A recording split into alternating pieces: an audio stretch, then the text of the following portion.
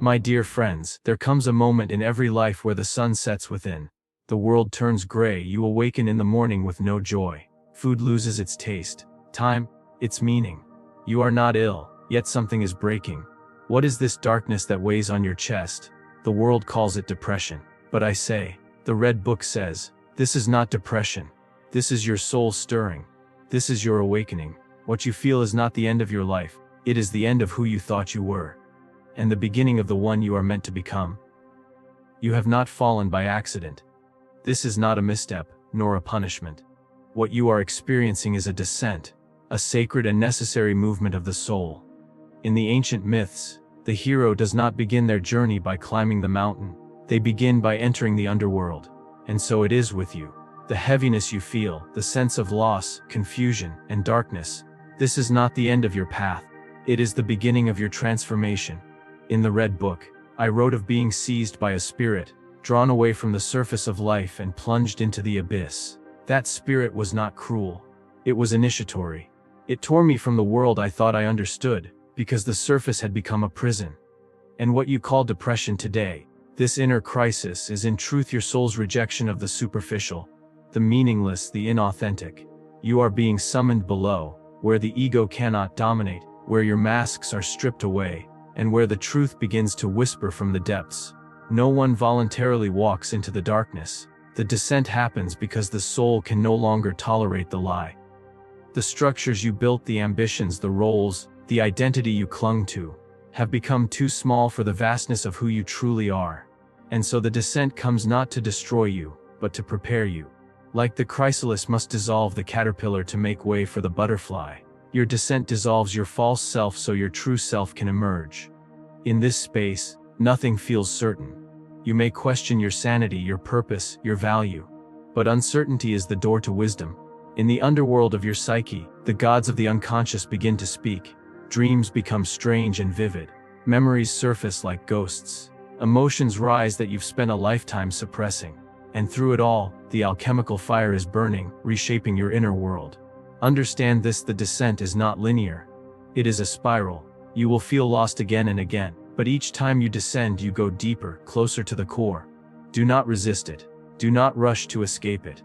This is not a place to fix yourself, it is where you meet yourself. You are undergoing initiation, not a fall from grace but a fall into grace, into authenticity, into the wild, sacred truth of your being. And when you emerge, and you will no longer be who you were. You will not return to the same life, because you will not fit inside it anymore. Something larger will have taken root, a deeper self, a soul awake to its own existence. So walk this descent with courage, let it do its work. Trust that the darkness is not the absence of light, it is the womb of light. You are not dying, you are becoming. In the quiet hours, when the world falls away and you are left alone with yourself, something ancient begins to stir. It is subtle, soft, almost imperceptible. Yet it is more real than the noise that fills your days. This is your soul speaking. Not in words, not in logic, not in the language of the mind, but in the deep and sacred language of silence. We are taught to fear silence, to fill every pause with sound, every stillness with activity. But the soul does not shout, it waits. It waits for you to become quiet enough to hear it. And so when life strips away your distractions, when everything that once gave you comfort begins to feel hollow, it is not a sign that something is wrong.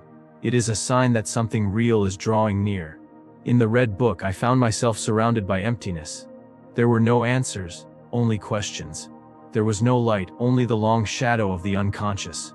But it was in that silence, in that unbearable stillness, that I began to feel the presence of something greater. The ego screamed for direction, but the soul whispered with symbols, dreams, and visions. You see, the soul does not speak in the language of the intellect, it speaks in images, in archetypes, in sensations that bypass reason and strike the heart. The sadness you feel, the numbness, the sense that you are drifting, it is not madness. It is the soul's quiet rebellion against a life that no longer holds meaning. The silence is not empty, it is full of messages waiting to be decoded, full of truth waiting to be acknowledged. Your psyche is not broken, it is trying to reach you. But to hear it, you must stop running. You must sit with the silence long enough for your inner world to reveal itself. There may be dreams that confuse you, symbols that make no sense, emotions that have no clear cause. Do not dismiss them. They are fragments of your deeper self, rising from the depths like smoke from a sacred fire. In silence, you become the observer of your inner cosmos. And what a vast, magnificent, terrifying place it is. You will not hear your soul in the clamor of the crowd. You will not find it in the scroll of a screen or the hollow applause of performance. You will find it in the moment you choose to turn inward, when you ask yourself not, "What should I be?" but "Who am I truly?" This silence is not a punishment, it is a sanctuary, a womb, a sacred chamber where the ego dissolves and the soul begins to take form. It is here that the deepest truths are born, not shouted, not reasoned, but felt, known, lived. Do not be afraid of the quiet. It is the voice of your becoming. In the silence, your soul is not absent. It is louder than ever. And if you listen, not with your ears, but with your being, you will begin to understand that what you thought was emptiness is actually fullness. That what you called loneliness is actually communion with the deepest part of yourself. And in time, that voice, soft, sacred, and sure, will lead you home. There comes a moment in every life when the mask you have worn for so long begins to crack. It no longer fits. It suffocates rather than protects. The smile you've practiced, the roles you've mastered, the identity you've carried like a shield, all begin to feel false. What once helped you survive now prevents you from truly living. This moment is not a breakdown. It is a breakthrough. You may feel like you're falling apart, like you're losing your grip on who you are. But what you're really losing is the persona, the mask, the performance, the carefully curated self you've shown to the world. In Jungian psychology, the persona is the social face we present to others. It is necessary, even useful. But when the persona becomes the totality of your existence, the soul begins to revolt, and that revolt often takes the form of what we call depression, anxiety, restlessness, or a deep sense of inauthenticity. In the Red Book, I confronted this rupture myself. I was a respected doctor, a man of science, a figure of certainty. But beneath that exterior, something wild and untamed stirred. I had built a life on knowledge, but my soul demanded wisdom. And wisdom does not wear a mask. It demands exposure. It asks for your rawness, your depth, your truth.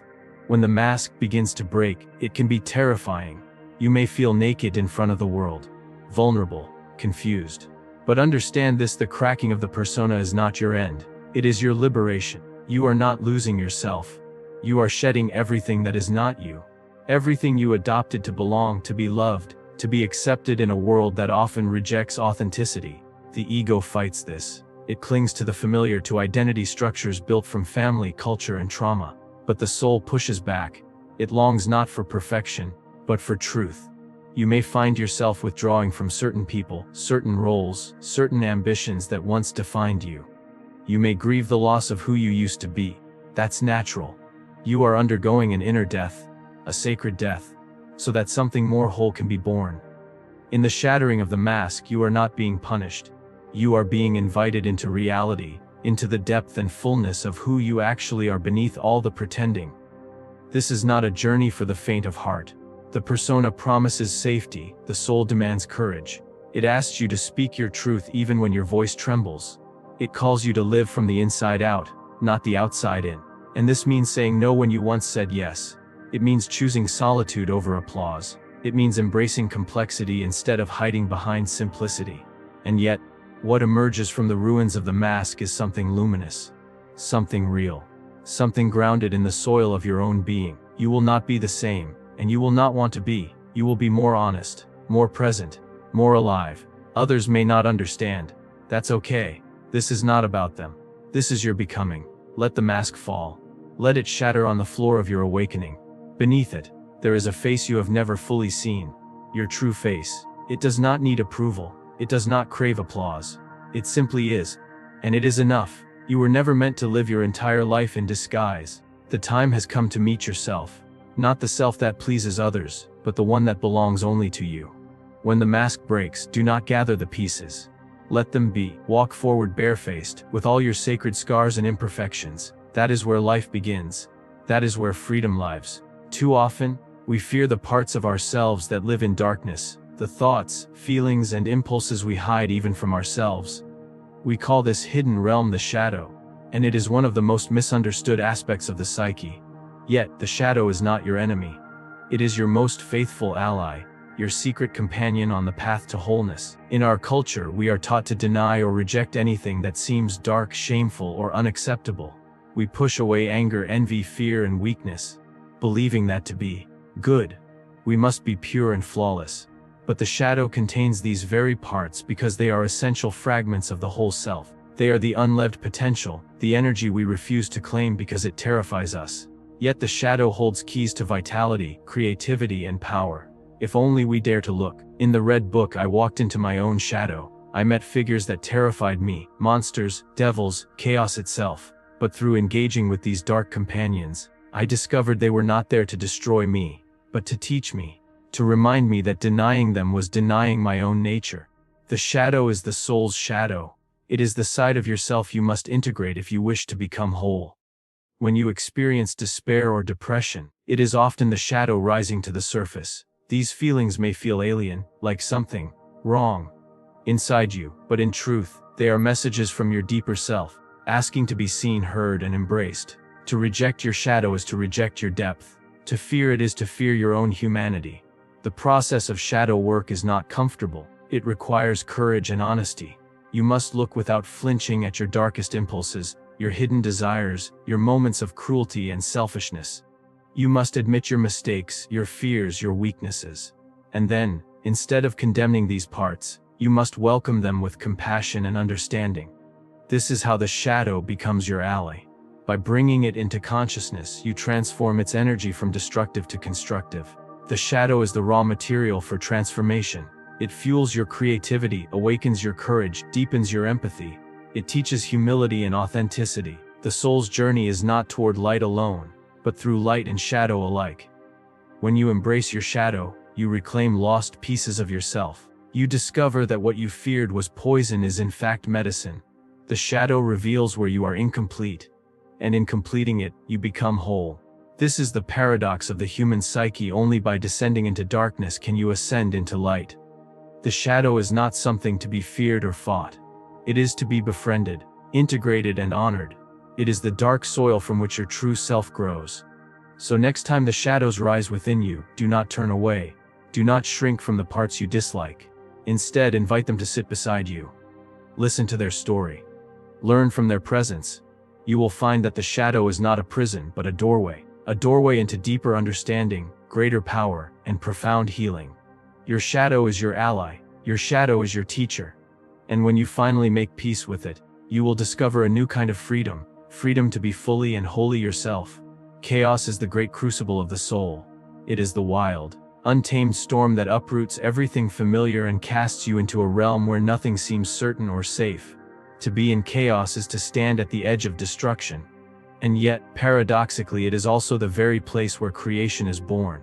The ancient alchemists called this stage nigredo, the blackening, the necessary dark night in which old forms dissolve so that new life may arise. When you feel overwhelmed by confusion, despair, or disintegration, know this: you are in the sacred process of transformation. Chaos is not the enemy of your well-being, but its midwife. The turmoil shaking your inner world is breaking down false structures, outdated beliefs, and limiting patterns that no longer serve your growth. This destruction may feel cruel, but it is in fact a profound mercy. The soul refuses to be trapped by the superficial and demands a new form, a new shape. In the Red Book, I journeyed through chaos, visions, storms, voices that tore me apart only to put me back together again. In those moments I saw that chaos is a form of divine madness, a force that both destroys and creates. It strips away the ego's illusions and clears the space for the self to emerge. If you resist the chaos, if you seek to control it or run from it, you will only prolong your suffering.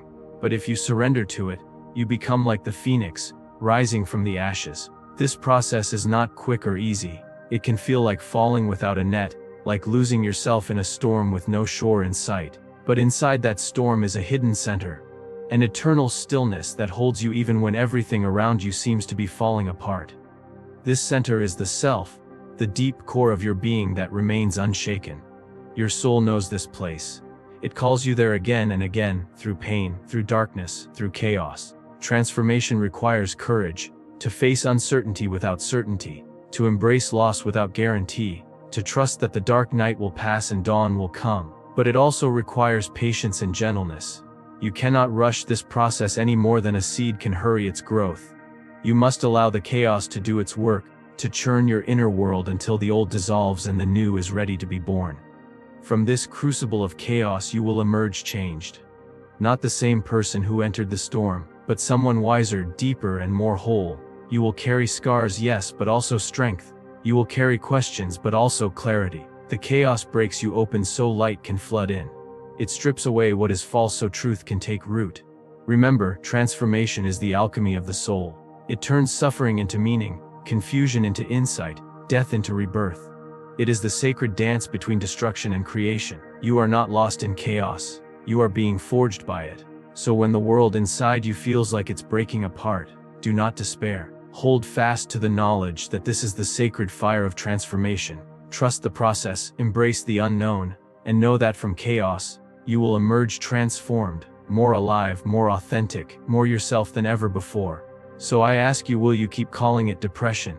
Or will you see the truth, that you are being called home? Don't resist the darkness. Let it shape you. Let it break you open. The Red Book says, in your deepest wound lies the key to your highest destiny.